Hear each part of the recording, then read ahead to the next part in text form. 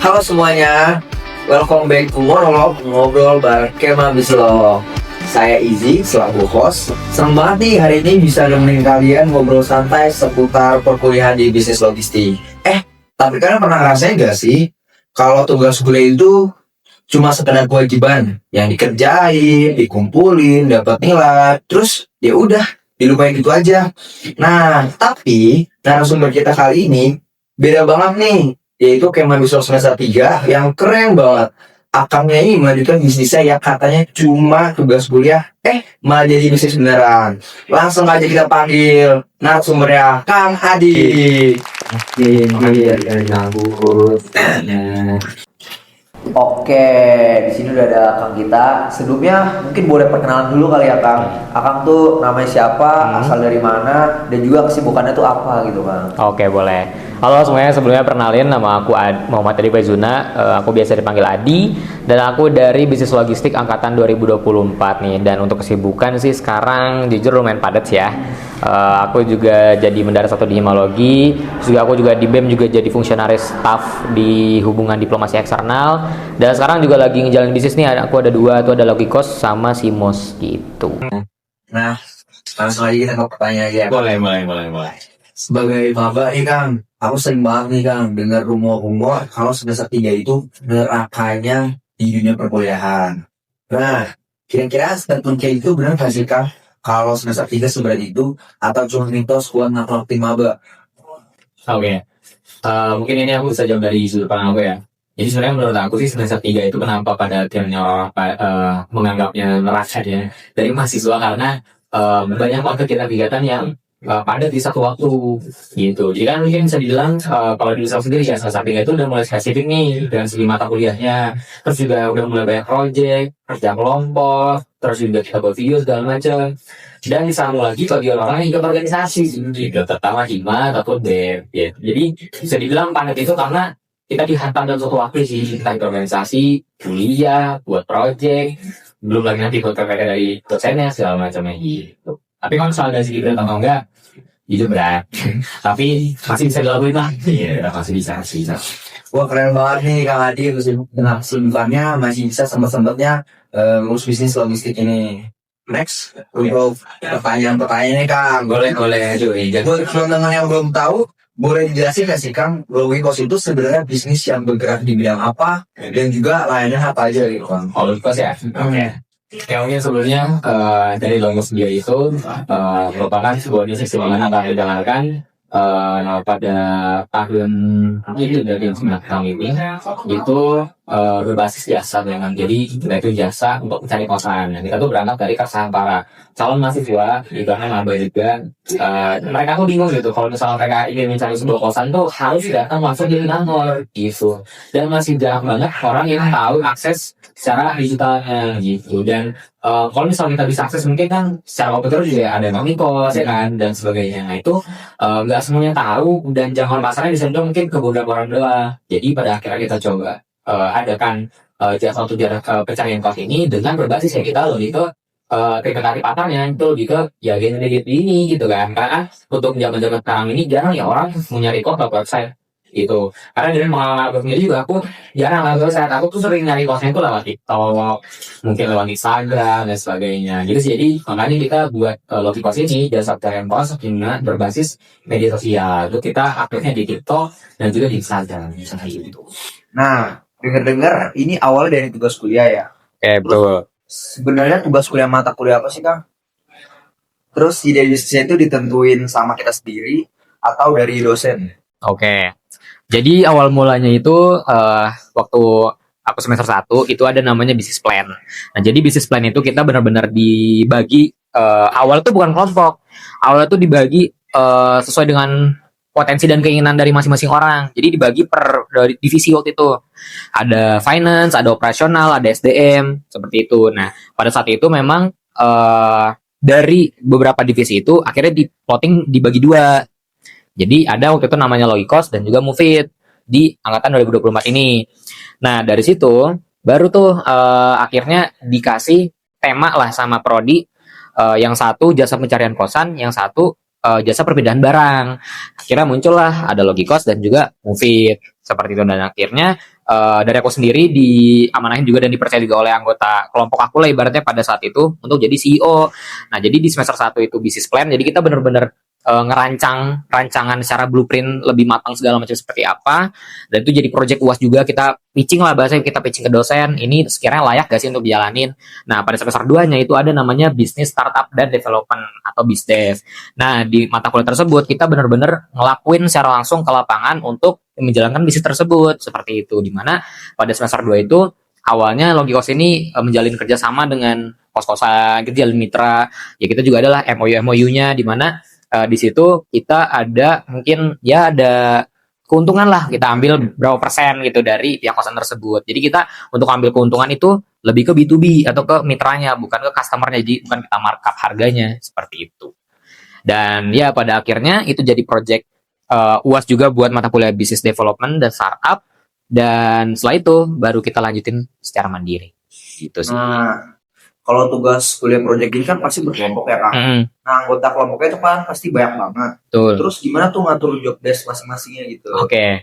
Jujur ya itu juga jadi tantangan sendiri buat aku ya, karena untuk memimpin seberapa orang itu untuk membangun sebuah bisnis yang jujur dari aku juga belum pernah nih ngebuat bisnis sebelumnya. Itu benar-benar jadi tantangan dan pelajaran yang cukup berharga juga. Karena kan dari setiap individu orang tuh juga punya sifatnya masing-masing, punya caranya masing-masing untuk kerja. Jadi gimana caranya aku untuk adaptasi dan juga menyesuaikan dengan sifat dan juga ya cara kerja mereka gitu. Nah, bisa dibilang ya itu cara aku ngaturnya sih pertama mungkin aku karena tipe orang yang birokratis ya. Jadi aku dari ketua divisi itu sendiri. Jadi aku buat dari ketua divisi lah ibaratnya, itu aku adain rapat. Nah, nanti dari rapat tersebut baru nanti dikasih ke anggotanya. Jadi nanti dari kebetulan kita juga ada divisi SDM ya. Nah, dari divisi SDM itu juga nge-track nih kira-kira secara kinerja anak-anak ini pada bagus atau enggak gitu. Karena pada saat itu kan waktu masih kita project di mata kuliah itu bergantung nilai kan. Nah, jadi dari aku sendiri gak mau ada yang nilainya jelek sendiri. Jadi gimana caranya ngeaktifin semua anggota dan mereka dapat nilai bagus secara output seperti itu. Kalau misalnya kita ngomongin keuntungan, ya bonus lah gitu bahasanya. Tapi yang penting nilainya bagus dulu aja nih, seperti itu. Dan cara ngaturnya waktu itu ya bisa dibilang kayak tadi birokratif dan dari SDM juga ada maintenance-nya lah. Kita ada buka bersama itu kan lagi zaman-zaman Ramadan juga buka bersama, terus juga kita main bareng dan ya kita rapat bareng-bareng yang have fun lah kayak gitu. Gathering lah ya. Iya, kayak gitulah bisa dibilang. Nah, saya penasaran nih Kak, bisnis bareng teman sekelas kan tuh tantangannya beda. Gimana caranya Akang nge-misahin waktu kapan bercanda sama teman dan kapan waktunya serius kerja gitu? Pernah ada konflik nggak Kang kira-kira sama teman? Oke, pertanyaan bagus nih. Oke.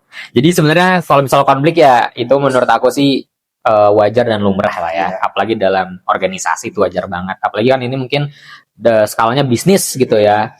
Menurut aku sih ya pasti pernah lah ya. Kita pernah konflik segala macam, tapi memang yang nggak berkepanjangan dan konflik yang produktif. Nah, konflik produktif sih gimana? Jadi dari konflik tersebut benar-benar berdampak ke selanjutnya itu kita jadi lebih baik. Secara improvement tuh lumayan meningkat lah bahasanya. Kayak waktu itu kalau misalnya aku boleh kasih contoh, pernah ada masalah tentang logbook. Jadi kan kita tuh untuk nge-track si dosen ini untuk nge-track kita ngejalan bisnis atau enggak itu ada dari logbook. Nah, dari logbook itu harus semua divisi itu nyelesain gitu. Sedangkan waktu itu ada satu divisi yang dalam tanda kutip lama nih ngirimnya, padahal itu udah deket deadline. Nah, setelah dicari tahu ya ternyata dari divisi tersebut lagi ya main lah segala macamnya. Itu muncullah kayak konflik kalau misalkan ya udah prioritasin ini dulu karena ini bersangkut nilai bersama gitu loh, bukan nilai kamu doang, bahasanya seperti itu. Dan yaudah sih setelah itu dia udah sadar juga dan akhirnya ya kedepannya kita biasa-biasa lagi aja sih. Dan cara bagi waktu serius dan bercandanya ya paling kalau misalnya waktu bercanda ya tadi misal lagi family gathering, lagi bukber, lagi fun-funnya. Tapi kalau misalnya emang lagi serius itu benar-benar yang emang bersangkut sama pertama nilai, terus yang kedua emang sama mitra. Karena jujur untuk nyari mitra itu nggak segampang itu dan butuh profesionalitas lah untuk cara ngomong ke mitranya seperti itu.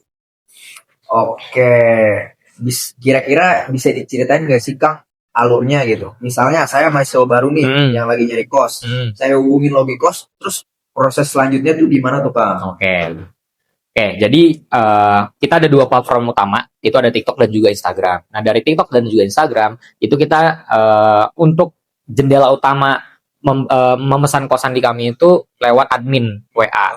Udah lewat admin WA. Nah, untuk admin WA-nya pun ada dua kita yang in charge gitu, ada admin satu dan juga admin dua. Nah, jadi misal nih kamu lihat TikTok, nah di TikTok kan bisa ada konten-konten kita tuh. Nah, itu ada kodenya kan di captionnya. Nah, itu kamu access kodenya, tinggal access aja. Nanti kamu langsung chat admin di bio, bilang, Kak mau dong info detail tentang kosan ini, kirim accessannya. Dari situ nanti dari adminnya langsung ngeproses kasih info detailnya, kayak contoh buat price listnya, fasilitasnya, aturan-aturannya, dan daerah mana, kayak gitu. Nah dari situ nanti kita bakal tawarin juga dari wali kos mau survei atau enggak nih. Kalau misal mau survei kita bisa fasilitasin. Nah kenapa sih harus survei lewat kami? Ya karena kami sudah bermitra langsung dengan kosannya. Jadi kita udah punya jadwal juga sama kosannya untuk ini ada yang mau survei seperti itu. Dan bisa dibilang juga setelah nanti survei bisa tuh nanti di si customer-nya bisa nentuin mau oke atau enggak. Kalau misalnya enggak masalah juga, kita kasih rekomendasi yang lain. Kalau misalnya udah oke, nanti kita bakal kirim MOU dan juga invoice kalau misalnya dia udah transfer seperti itu. Nah, sebagai CEO nih Kang, Akang itu cuma mantau di balik layar atau Akang juga ikut turun ke lapangan gitu? Maksudnya kayak ikut survei kos dan lain-lain gitu lah Kang. Oke, jadi sebenarnya dari aku pribadi ya, ini aku nggak mengeneralisasi seperti itu ya, tapi dari aku pribadi itu aku turun lapangan juga. Kenapa? Karena sebenarnya emang cara terhenti karena emang dari awal aja kan itu buat manajemen mantau monitoring. Tapi dari aku sendiri emang merasa bahwa ya sebagai kan nama CEO juga sih eksekutif officer, jadi gimana caranya aku juga bisa eksekusi lah di dalamnya. Makanya pada saat itu pun aku juga nyanda mitra, aku juga ngobrol negosiasi dengan mitranya, dan ya ibaratnya membumi lah ibaratnya sama divisinya gitu. Jadi kadang-kadang juga aku ngasih saran-saran buat di marketing nih, konten-konten apa aja sih yang filter lu, terus juga untuk masalah finance terutama juga aku kasih tahu nih gimana untuk pricingnya, terus juga untuk nanti strategi keuangan segala macamnya. Jadi nggak yang benar-benar aku cuma ngasih arah satu arah doang, tapi ya dua arah juga. Jadi dari mereka juga bisa ngasih tips segala macamnya seperti itu. Oke, selama lagi kos jalan nih Kang, pernah gak ada kejadian atau tantangan yang bikin pusing banget? Oke, betul. Ada satu kejadian yang saya bilang ini apa ya, pengalaman yang gak terlupakan dan bisa dibilang jadi pelajaran berharga lah buat aku sendiri. Itu waktu itu kebetulan sama di Jasa Anggara yang saya kita tuh pasti beririsan dengan warga lokal. Nah ini mungkin disclaimer dulu ya sebelumnya, dari aku tidak ada masalah apa dengan warga lokal. Tapi maksudnya memang ada distinct problem dengan warga lokal. Warga lokal merasa terganggu dari bisnis mereka. Jadi kesannya kita jadi kompetitor mereka gitu. Nah waktu itu masalahnya admin kita tuh dibombardir, benar-benar di spam pakai bahasa Sunda lah gitu, kayak mana ngapain lo kayak gitu. Jadi kesannya itu udah kayak yang tahu di mereka tapi kita masukin gitu. Nah itu jujur lumayan bikin dendam mental yang terutama dari tim operasional yang emang harus survei segala macam kan. Itu jadi takut buat keluar, apalagi kalau misalnya kata keluarga lokal. Itu sih dari situ udah benar-benar di ibaratnya kayak di termola gitu kan, dicemooh banget dan kayak ini loh tuh apaan sih itu. Bahkan teman-teman aku ya yang temenan sama ibu kosnya gitu, ibu kos tuh sampai buat story WA tentang logikos, udah sampai separah itu lah dulu gitu. Tantangannya lumayan lah masalah stigma logikos ini, tapi lambat laun justru kita punya masalah sendiri, bahkan gitu kita punya apa yang mungkin udah punya database pelanggan kita sendiri juga. Dan justru untuk customer itu lumayan terbantu karena dia logikos pertama ya karena gadget tadi sih gitu, dimana emang sebenarnya target segmentasi utama kita lebih ke anaknya bukan orang tuanya supaya. Nah, kapan momennya Akang memutuskan, oke, ini gak cuma buat nilai A, tapi mau diskusi jadi bisnis, tuh kapan tuh Bang? Oke. Jadi ini ya, karena aku sudah apa namanya cek gitu. Jadi kan memang pada awalnya untuk bisnis logikos ini memang diplotik dari prodi lah ya. Karena betul tadi kan udah temanya udah ada sampai posta.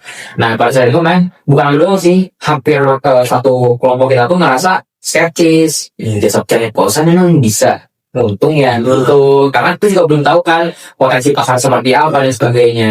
Dan pada saat itu memang kita fokusnya penilaian dulu deh, kita dapat A udah kelar begitu loh, clear. Tapi lambat laun kayaknya tuh di mau akhir semester 2 deh, itu di bulan-bulan Juni awal atau Mei gitu, itu kita udah dapat banyak mitra, terus juga ada apa ya, ibaratnya kita pernah dapat customer juga. Dan selanjutnya dipikir wah keren juga ya gitu.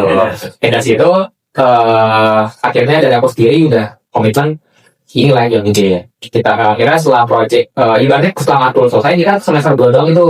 Nah awal semester 3 itu pas lagi liburan aku lanjutin bareng beberapa paragraf lah ibaratnya 4 orang, ada Rian, Muna dan Zaki sama aku berempat kayak gitu. Dimana kita berempat itu awalnya ngelanjutin logika sendiri ya pada waktu kita libur, jadi kita remote tuh. Kayak Muna dari Medan, Kak Afil dari Bandung, aku dari Serang, dia dari Jawa gitu, dari Purwokerto. Nah, itu kita berberadapting. Jadi kita nggak ke kantor nih, berarti yang kamu cuma Kak Afil karena dia sebagai tim surveyor dan kita dapat cuan dari school dan kita sedang kerjaan seperti itu sih. Jadi itu potensinya kita bisa melihat dari aku juga kayak ini bisa nih karena kita minta udah banyak dan kita tuh sekali dijual tuh marginnya tinggi banget gitu. Jadi selain pas dilanjutin dan yaudah sampai saat gitu. Nah, rencana bisnis Logikos ini untuk kedepannya itu apa tuh Pak? Untuk kedepannya ya, oke. Sebenarnya dari aku sendiri udah buat mungkin timeline-nya kali ya. Jadi niatnya insya Allah semoga aja doain juga. Niatnya minggu depannya tahun depan itu kita mau ekspansi ke Bandung. Kenapa? Karena banyak banget teman-teman aku yang di ITB, yang awal di Jatinangor kan mereka tahu kan, akhirnya mereka pindah ke Bandung, itu banyak banget ya kayak dibuka dong Logikos di Bandung segala macam, karena mereka tuh susah buat nyari kosan ternyata, entah yang di ITB, entah yang di Telkom, entah yang di Widin, itu banyak banget yang nanya ke aku kayak Logikos tahu nggak di kos-kosan di Bandung. Dan ya waktu itu kita yang masih fokus Jatinangor kan, karena bisa dibilang kita juga secara SDM di sini semua gitu, susah kalau misalnya harus balik ke Bandung. Aku niatnya nanti mungkin di tahun depan kita mau ekspansi ke Bandung dan nanti mungkin secara SDM kita mau masuk sini keluar. Oke, semoga bisnis Logikos ini kedepannya bisa ekspansi ke Bandung. Amin. Oke, mungkin kita langsung ke gamenya aja kali. Games nih. Oke. Langsung aja kali ya. Jadi games ini tuh This or That kan. Nah, di sini ada This or That. Kerja di lingkungan ramai atau kerja di lingkungan sunyi ya? Oke, ini dalam konteks ngerjain kan itu kerja langsung kerja aja kan. langsung kerja. Nah, Jujur kalau aku tipe orang yang kerja langsung sih, karena biar fokus aja. Dan kalau misalnya, karena aku tipe orang yang gampang ke distract ya, jadi kalau misalnya aku kerja dengan ramai itu nggak bisa fokus dan kadang karena terlalu ke distract jadi nggak selesai kerjanya. Jadi aku bisa lebih penting kerja lakukan. next. Oke. Meeting singkat tapi sering atau meeting lama tapi tuntas sekarang? Oke, dari aku jujur mending meeting lama tapi tuntas. Kenapa? Karena aku jujur lebih berorientasi pada hasil. Karena kalau misalnya meeting singkat tapi sering dan nggak ada hasilnya, mau ngapain? Next, Boleh. CEO strict or CEO fleksibel? Fleksibel. Ada alasan nggak? Kenapa fleksibel? Karena aku ngerasa dia bisa lebih dapat sama anggota dan ya justru kalau misalnya aku memahami cara kerja mereka, bisa adaptasi dengan mereka, mereka juga bisa secara kinerja mengikat juga. Jadi aku lebih fleksibel daripada saya. Keteteran balas customer or keteteran tugas kuliah tuh? Susah deh keluar deh. Jujur, kebetulan aku cuma rajin aja nih. Tuh. Keteteran balasin customer deh. Iya, karena bisa dibilang walaupun jujur ya ini lumayan susah juga pilihannya, karena beberapa customer itu emang ada yang rese banget gitu, buat nanya-nanya doang tapi ternyata nggak jadi, ada yang bener-bener yang nanya bisa di ghosting juga banyak. Jadi tapi masih bisa lah untuk di handle, karena di kita ngirim-ngirim doang selesai. Tapi kan kalau misalnya kita tugas kuliah harus sesuai sama SOP-nya. Iya. Selain itu aku siapa tahu gitu kan.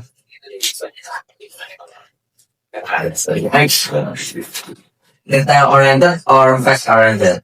Kalau dari aku detail oriented, itu ada best. Karena jujur dari aku pribadi juga suka mengambil hal-hal kecil yang mungkin beberapa orang nggak terlalu mungkin dia remeh lah, tapi pada nyatanya dampaknya sebenarnya ada gitu, dan itu berkepanjangan. Jadi sampai saat ini pun aku punya prinsip ya aku lebih ke detail oriented.